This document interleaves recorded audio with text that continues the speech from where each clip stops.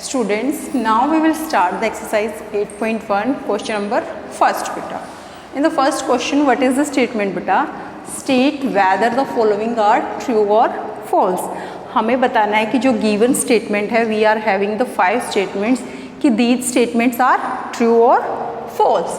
So in the first statement क्या बेटा first statement में the denominator, एक होता है हमारा नोमिनेटर. नोमिनेटर कौन सा होता है? अपर नंबर, यानी कि जो फर्स्ट नंबर है, रेशो में फर्स्ट नंबर और फ्रैक्शन में अपर पार्ट. नोमिनेटर वो क्या होता है? नोमिनेटर. और फ्रैक्शन में नीचे वाले पार्ट क्या होता है आपका? डिनोमिनेटर. और रेशो में जो सेकेंड नंबर है वो डिनोमिनेटर होता है. फॉर सी 3:7. अब यहाँ पे जो 3:7 इसको हम कैसे लिखेंगे फ्रैक्शन में? 3/7. अब यहाँ पे 3 क्या है? नोमिनेटर और 7 क्या है? डिनोमिनेटर. और जो 3 क्या है वो आपका एंटीसीडेंट. 3 क्या है? एंटीसीडेंट. और 7 क्या है? 7 क्या आपका जो अपर पार्ट होता है उसको क्या बोलते हैं हम? एंटीसीडेंट. और जो लोअर पार्ट होता है उसको बोलते हैं हम कॉन्सिक्वेंट. लोअर पार्ट को हम क्या बोलते हैं? कॉन्सिक्वेंट. ये तो 7 क्या आपका? कॉन्सिक्वेंट. और 3 क्या आपका? Antecedent. AC. Okay, so the denominator in a fraction is antecedent. सो जो डिनोमिनेटर होता है क्या वो एंटीसीडेंट होता है? नो, वो क्या होता है? Consequent. So this statement is false. ये स्टेटमेंट क्या होगी बेटा? फॉल्स. नाउ सेकेंड स्टेटमेंट क्या है बेटा? Ratio of same kind of quantities has no units. कि जो सेम काइंड की क्वांटिटी होती हैं उनमें क्या है? Unit. No need to write the unit. 20 for example 2080. अब इट मीन्स वो सेम यूनिट है तभी तो वो ओनली नंबर्स में लिखी हुई है. सो जो सेम क्वांटिटीज होती हैं no need to write with unit. So ratio of same kind of quantities has no units. अगर उनकी यूनिट सेम नहीं है, डिफरेंट है, तो हमें क्या करना पड़ता है? फिर उसकी यूनिट सेम करनी पड़ती है. अगर सेम काइंड की है तो दोनों अगर ग्राम में, अगर 1 रुपीज़ में है, 1 डजन में है, तो हमें उसकी क्या है? क्वांटिटी लिखनी जरूरी है. अंडरस्टैंड? सो क्या है ये स्टेटमेंट? क्या होगी फिर? ट्रू. अगर सेम काइंड की है so no need to write. Now next है बेटा व्हेन बोथ टर्म्स, कि जो रेशियो में 2 टर्म्स होती हैं, वन एंटीसीडेंट और second consequent. When both terms of a ratio are multiplied by the same number. अगर हम उनको सेम नंबर से डिवाइड करते हैं द रेशियो रिमेन्स अनचेंज. जो रेशियो होता है वो क्या है? चेंज नहीं होता है. अब जैसे देखो बेटा 3:7 है. अगर हम इनको सेम नंबर से मल्टीप्लाई करूंगे, अगर मैं 3 को भी 8 से मल्टीप्लाई करूं और 7 को भी 8 से मल्टीप्लाई करूं तो 3 8 जा 24 और 7 8 जा 56. अब ये क्या है? हायर यूनिट में आ गए हैं. अगर हमें इसको वापस लोअर यूनिट में लेके आना पड़ेगा तो हम क्या करेंगे? बोथ नंबर को 8 से डिवाइड करेंगे तो वापस क्या हो जाएंगे? 3:7. Understand? So this statement is also true. क्योंकि अगर आप किसी भी उनको सेम नंबर से मल्टीप्लाई करोगे तो यूनिट क्या होगी? जो रेशियो है और रेशियो क्या होगा? Remains unchange. अनचेंज मीन्स वो चेंज नहीं होगा, सेम रहेगा. When both terms of a ratio are multiplied by the same number, the ratio remains unchanged. वो change नहीं होगा. So this statement is true. Now next statement है बेटा the order of the terms in a ratio is not very important. कि जो order होता है ratio के अंदर वो important नहीं होता है. Order is very important. Order तो वेरी इंपॉर्टेंट होता है क्योंकि जो 3:7 है उसको हम 7:3 नहीं लिख सकते हैं. जो डिनोमिनेटर उसको हम नोमिनेटर नहीं कर सकते और नोमिनेटर को डिनोमिनेटर नहीं कर सकते. अगर हमने ऐसा किया तो हमारा क्या क्वेश्चन रॉन्ग हो जाएगा. यानी कि हम जो एंटीसीडेंट है उसको कॉन्सिक्वेंट नहीं बोल सकते और कॉन्सिक्वेंट को एंटीसीडेंट नहीं बोल सकते हैं. Understand? So this statement is false. वो तो क्या है? इम्पोर्टेंट है. और यहाँ पे क्या लिखा है? Ratio is note very important. कि जो ऑर्डर होता है रेशियो का वो इम्पोर्टेंट नहीं है. सो फॉल्स स्टेटमेंट है क्योंकि जो रेशियो का जो ऑर्डर है that is very important. Next statement है बेटा the fractional form of the ratio. कि जो रेशियो की जो फ्रैक्शनल फॉर्म होती है ऑफ द रेशियो 2:7 इज 7/2 कि जो 2:7 लिखा है क्या उसको 7/2 लिखा जाएगा? जो 2:7 है, जो एंटीसीडेंट होता है वो क्या होता है आपका नोमिनेटर, और जो कॉन्सिक्वेंट होता है वो क्या होता है डिनोमिनेटर। सो जो 2:7 उसको हम कैसे लिखेंगे, फ्रैक्शन में लिखेंगे तो 2/7 नोट 7/2। तो ये स्टेटमेंट भी क्या है यहाँ पे फॉल्स है। Understand? So our first question is completed. Now we will do the next question. Student, now the second question is beta, express each of the following ratio in their lowest term. Lowest means smallest, यानी कि छोटा करना है हमें इनको। Understand? So first of all जो ratio हमें given है हम उनकी यूनिट चेक करेंगे। अब जो फर्स्ट नंबर है उसका जो रेशियो है ₹9.75।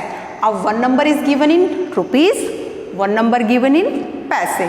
सो units are different, both number की क्या है यूनिट डिफरेंट है, तो हमें क्या करना पड़ेगा बेटा सेम यूनिट बनानी पड़ेगी। जो स्मॉलर यूनिट क्या है पैसे है और हायर यूनिट क्या है रुपीज़ है, तो रुपीज़ को हमें किस में कन्वर्ट करना पड़ेगा पैसे में। And you all are know in 1 rupees, जो ₹1 होता है उसमें कितने पैसे होते हैं 100 पैसे।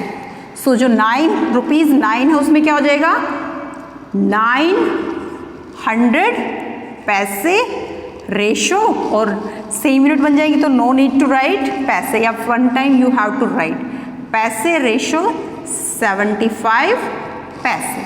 अगर 1 रुपीज़ में 100 पैसे हैं तो ₹9 में क्या होंगे 900 पैसे होंगे, और ये क्या है 75 पैसे। नाउ बोथ नंबर्स को हमें क्या करना पड़ेगा अब सेम नंबर के साथ डिवाइड करना है। सो 900 डिवाइड बाय 25 से चेक करेंगे अब। Okay, both numbers are divide by 25। 75 divide by 25। 900 को 25 से डिवाइड करो, 25 बन जाए 25 टू जो होता है बेटा 50 और 25 3 जा 75, 25 4 जा 100 ज़्यादा बड़ा है तो 25 3 जा 75।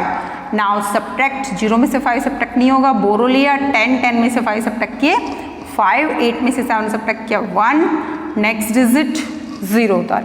अब 25 में 150 कहाँ पे आता है 6 जा 150, कंप्लीट डिवाइड हो गया, तो इट मीन्स हम इसको 25 से डिवाइड कर सकते हैं। अगर ये कंप्लीट डिवाइड नहीं होता तो हम इसको डिवाइड नहीं कर सकते थे।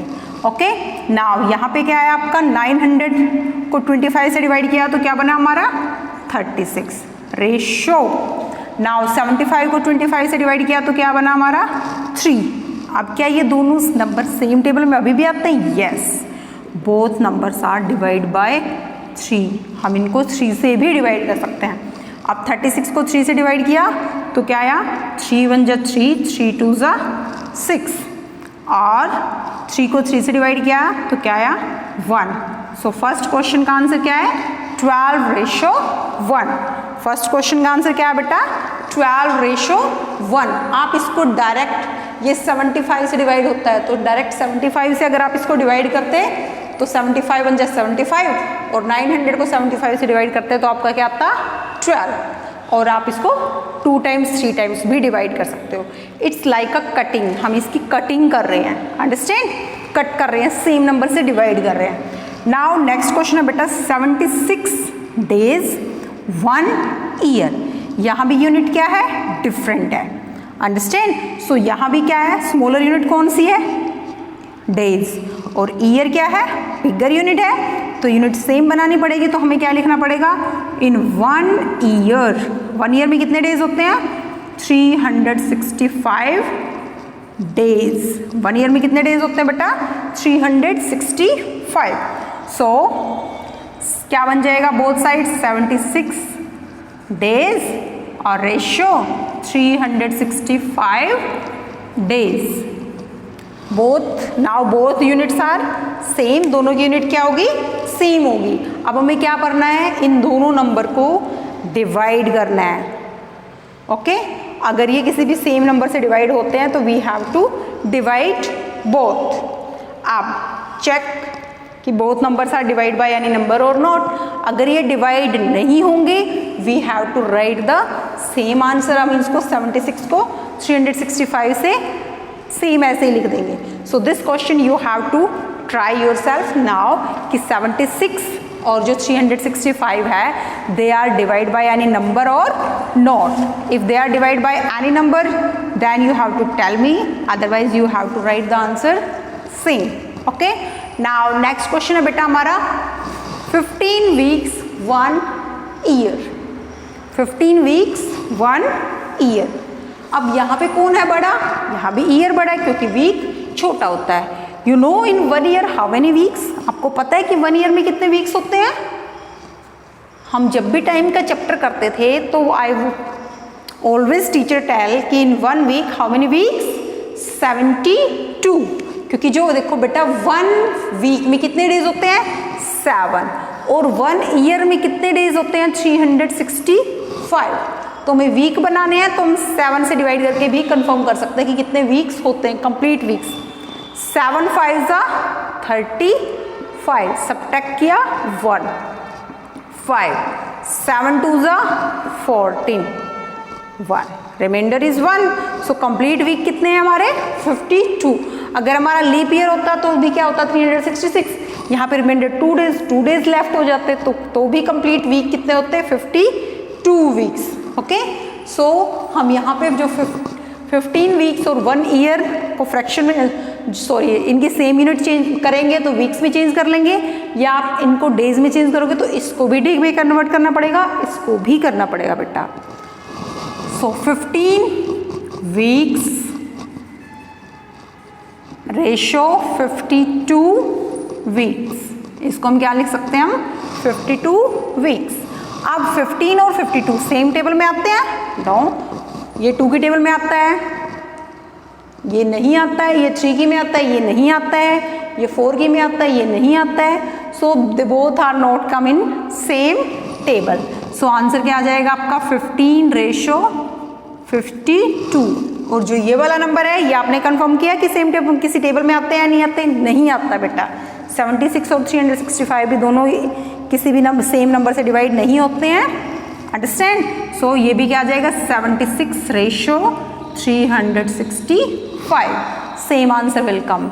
अंडरस्टैंड? नाउ नेक्स्ट बेटा 3 metre 90 centimetre. One question is given in metre, one question is given in centimetre. So इन दोनों में स्मॉलर यूनिट कौन सी है?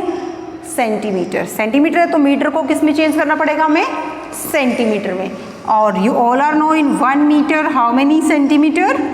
100 सेंटीमीटर। तो 3 मीटर में कितने सेंटीमीटर हो जाएंगे बेटा? 300 centimetre ratio 90 centimetre. Now 300 ratio 90। अब they both are come in same table. किसकी टेबल से डिवाइड होते हैं दोनों? फर्स्ट ऑफ ऑल तो 10 से होते हैं और 30 से भी होते हैं। अगर आप इनको डायरेक्ट 30 से करना चाहो तो 30 से कर सकते हो, अदरवाइज फर्स्टली 10 देन 3। आप 30 से डिवाइड किया तो 30 बन जा 30, 30 0 जा 0। 300 को अगर आप 30 से डिवाइड करोगे तो क्या आएगा? 10, क्योंकि 30 10 से क्या होता है? 300। रेशियो 30 को 90 को 30 से डिवाइड किया, 30 बन जा 30, 32 जा 60, 33 जा 90। तो आंसर क्या आया बेटा आपका? 10 रेशो 3। और जो लास्ट पार्ट है वो क्या है बेटा? 650 किलोग्राम एंड 13 किलोग्राम। यहाँ पे भी क्या है? यूनिट क्या है? डिफरेंट है। So in this question also you have to make the same unit. दोनों को क्या करना पड़ेगा? आपको सेम यूनिट में कन्वर्ट करना पड़ेगा, then you have to solve this part. 5th part you have to solve yourself. जो ग्राम है वो छोटा होता है, किलोग्राम बड़ा होता है। जो 13 किलोग्राम है उसके आपको क्या बनाना है? किस में कन्वर्ट करना है आपको? ग्राम में। And in 1 kilogram how many grams? 1000। So okay बेटा, थैंक यू।